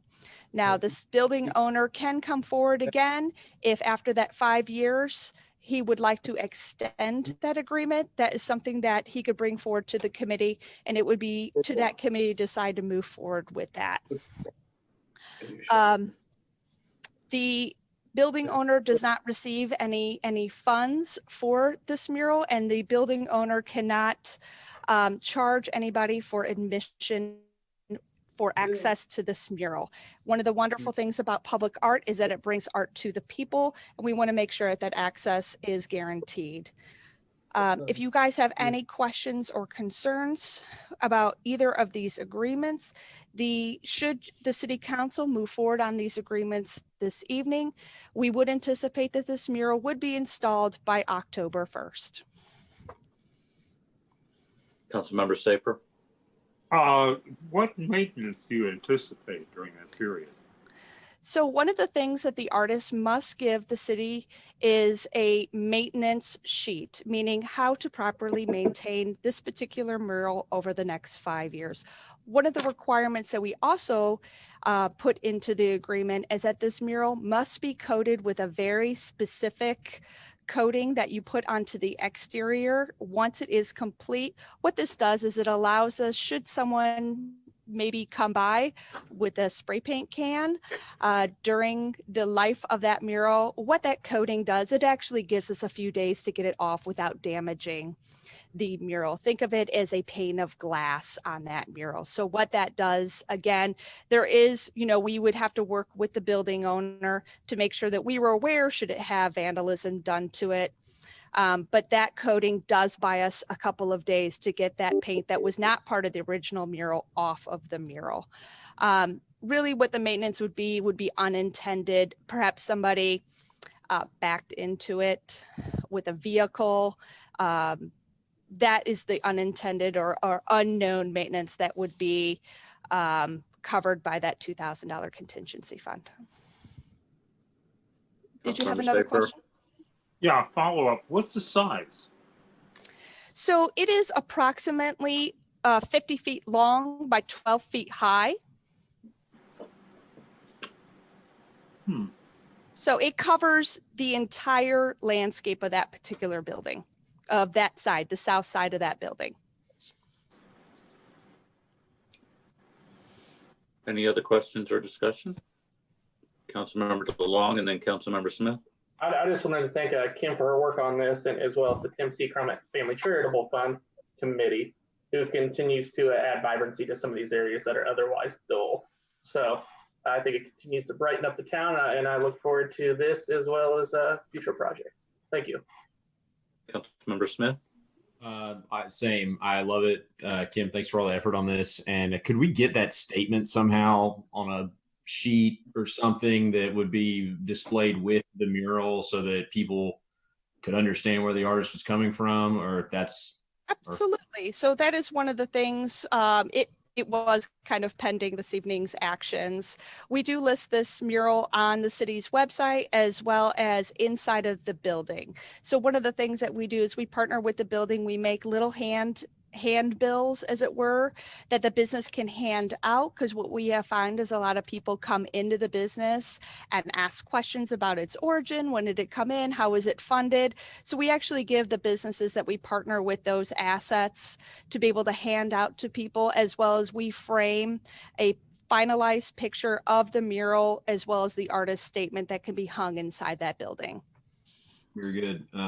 Thank you. And Eric, what do you need from us? Do we need to approve the two things separately? How does this work? Yes, there are two separate items. Any other questions and discussions generally, and then we'll ask for a vote on the first item before you is the easement agreement with the building owner. If there aren't any other questions, or if there's no more discussion, could we have a motion to approve? First reading. Second.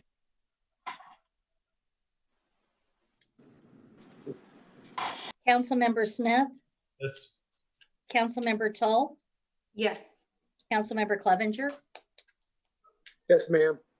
Councilmember Stewart, Yes. Councilmember Clark, Yes. Councilmember Farr, Yes, ma'am. Councilmember DeLong, Yes. Councilmember Saper. Yes. An ordinance approving and accepting an art easement conveyance from 1609 Swift Holdings LLC, authorizing the placement of a mural on the south wall of real property located generally at 1609 Swift Street in the city of North Kansas City. I move that bill number 7533 be placed on second and final reading and passes ordinance number 9330. Second. Councilmember Smith, Yes. Councilmember Tull, Yes. Councilmember Clevenger, Yes, ma'am. Councilmember Stewart, Yes. Councilmember Clark, Yes. Councilmember Farr, Yes, ma'am. Councilmember DeLong, Yes. Councilmember Saper. Yes. An ordinance approving and accepting an art easement conveyance from 1609 Swift Holdings LLC, authorizing the placement of a mural on the south wall of real property located generally at 1609 Swift Street in the city of North Kansas City. Item 18, Public Art Mural Program Artist Agreement Resolution number 20-057. I'll move to approve resolution number 20057. Second.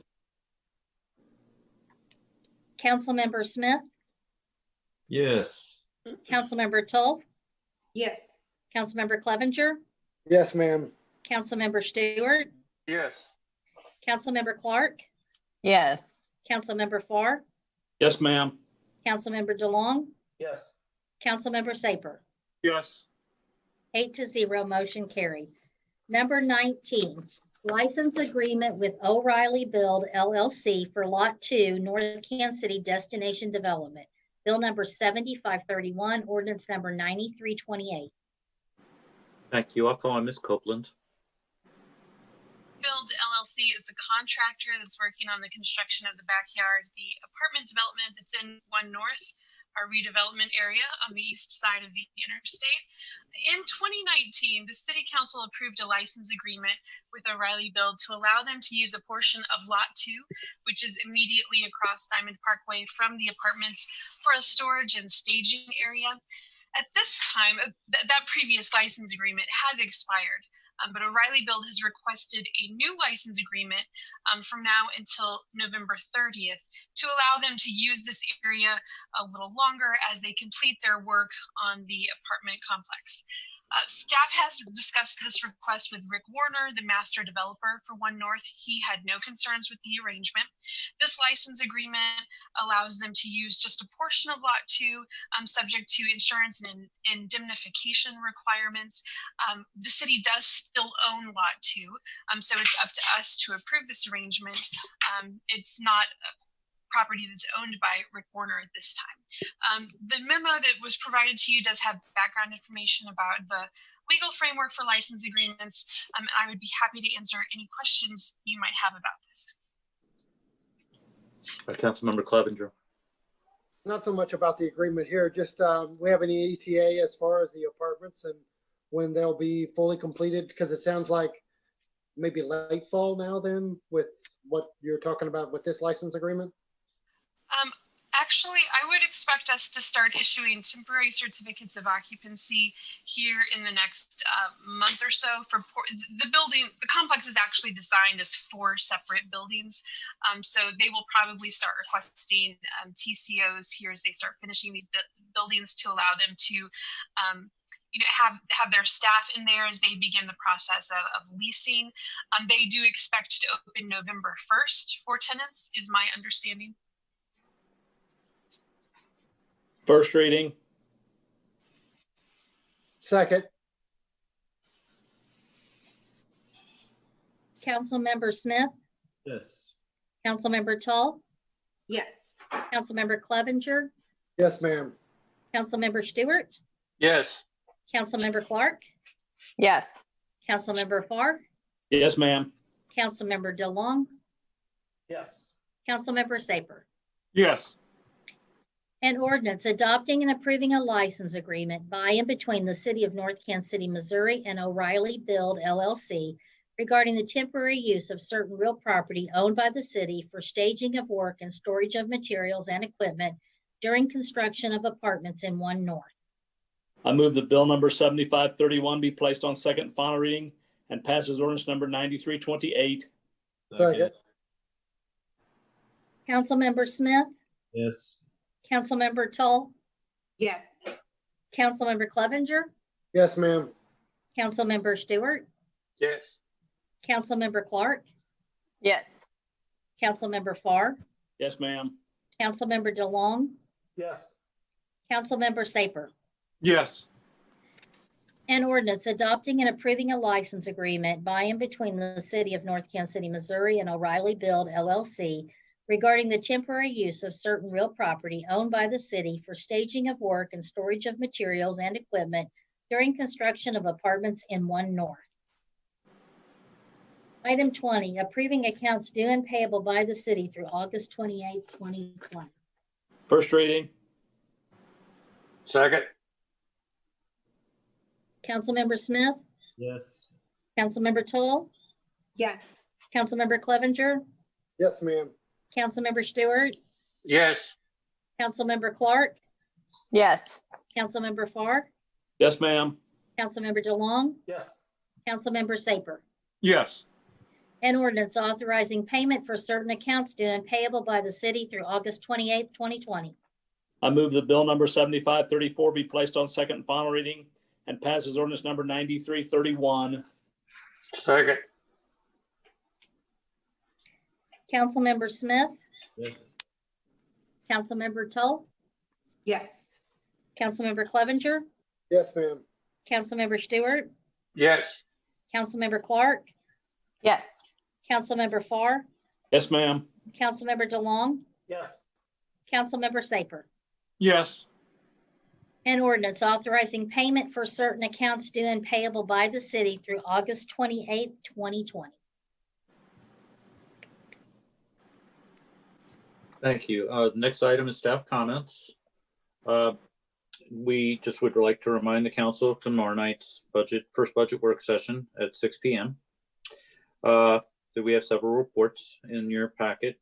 If you have any questions, we'd be happy to try to answer them.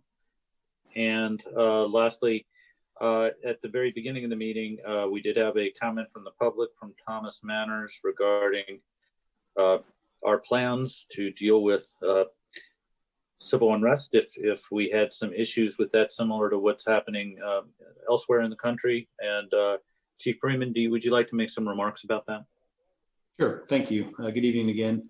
In just a quick reply to Mr. Manners' submitted public comment, I just wanted the council to know and the citizens to know that the police department routinely participates in both local and regional planning when it comes to civil disturbance. We obviously have our mutual aid agreements in place with our partners, our law enforcement partners, that would allow for an immediate response for any unplanned civil disturbance.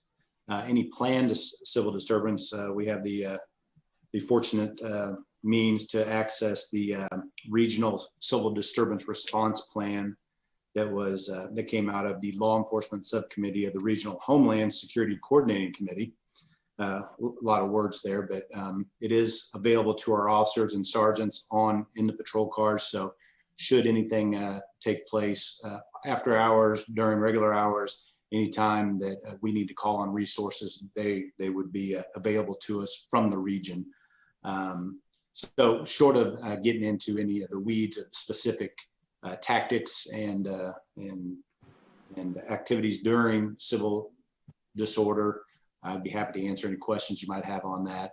And main reasons I wouldn't want to get too detailed is they're all different and they all call for different responses and different tactics. So be happy to answer any questions anybody might have on that. All right, thank you, Chief. That concludes staff comments. We'll move on to council member comments, beginning with Councilmember Smith. Thank you to Pat and Chris Cooper and the team for doing all the storm cleanup, getting everything out. I walked around the neighborhood today, and I did notice that trash cans seem to be less on the sidewalk than usual. So something's going right there. Thank you for whatever you're doing out there, spreading the word. Anybody listening in, thank you for what you're doing as well. So that's all from me. Thanks. Councilmember Tull. I have several thank yous too. First of all, thank you to the council for considering the Equity and Inclusion Committee. I really appreciate your time on that. And to Kim and all her efforts with the Tim C. Crummett Family Charitable Funds. I think the art installations are such a nice pop to our walls in here. And I would also like to thank Rich for his very thorough presentation about Business Council. And the last thing I just want to, I remain a little bit concerned about the requirement for a Social Security card to access CARES funds that help people that are having trouble paying bills. I feel like this may make us miss the most vulnerable people in our communities. So I'm going to look into some other ways that we can reach people. Thank you. Councilmember Clevenger. Couple of quick things. First of all, looking forward to the next mural that's going to go up. Maybe if we get enough of these, we can do like a mural walk after all the COVID's over or something like that. But I'm looking forward to that. And I need some help. All these artists have these street names that they go by. So I need to think of a cool street name because I want a street name for myself. So if anybody's got any suggestions, let me know. Also, echo comments thanking Rich Groves for his presentation about the Business Council and what they do, and his companions that gave the presentation tonight. And thanks to Lisa on all her work on the Equity Inclusion Committee. Looking forward to that. That's it. Councilmember Stewart. Yeah, I don't have much. The trash guys did an excellent job in my neighborhood. So, and if you think you broke a record tonight discussing article number 12, you're mistaken. I had to sit to a council meeting where they spent an hour debating the color of carpet in the new community center. So, you know, I hope we can speed it up next meeting because they say it's bigger than this one. Councilmember Clark. Echoing everyone's covering things. That's why I like going where in my position that I go. It's like, yes. Thank you, Lisa Toll. And also Tom Farr, I just love that you're kind of it seems like you're our deemed voice when it comes to passing bills and making them into ordinances. I feel like everybody gets silent and we're like, Tom, you do that part. So I just love that. I was hoping to try to make you smile. I didn't achieve that. I appreciate speaking toward the civil disturbance response plan. I wouldn't mind taking a look at that at some point, if that's even a published thing for us to read through. Maybe I missed that part. Yeah, I would just say maybe we've learned about the cautions of what we publish online and how that can lead to assumptions. We certainly, I don't think any of us really question each other's characters here. We all are very good people.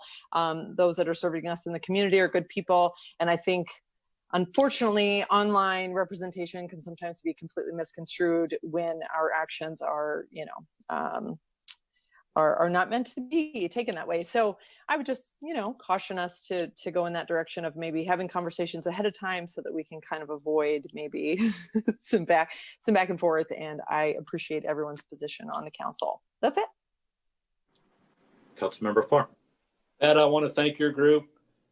There Monday morning, they drove around at least my neighborhood 3 times, picking up debris out of the street and whatever. Want to commend them on that. So give them that a boy. That's all I have. Thank you. Councilmember Delong. Okay, you got a lot of things. No, we're coming up on the school year here, so I just want to wish out all the students and especially the parents in this upcoming year the best of luck, whether you're going to in person or you're going to try to help facilitate education within your house like we're going to try. So just want to wish everyone the best of luck in the upcoming school year. And also the foundling members of the Rabbit Hole got a tour in the last week, and it looks like they're making a lot of progress in there. So still look forward to that. And I think they were looking at a September 2021 open now, but they're still making progress and things are looking good down there. So look forward to that project being done. That's all. Councilmember Saper. I really like the mural project and a little bit mystified how we can get a building sized mural for $10,000, but 4 street signs cost over $50,000. But I'll let that one go. And Mayor Stilo. Rick, I like your cat. Move to adjourn. Would a council member like to make a motion to adjourn? Motion to move. Second. Second. Oh man. Call the roll, please. Councilmember Smith, Yes. Councilmember Toll, Yes. Councilmember Clevenger, Yes, ma'am. Councilmember Stewart, Yes. Councilmember Clark, Yes. Councilmember Farr, Yes, ma'am. Councilmember DeLong, Yes. Councilmember Saper. Yes. We'll see you all tomorrow night.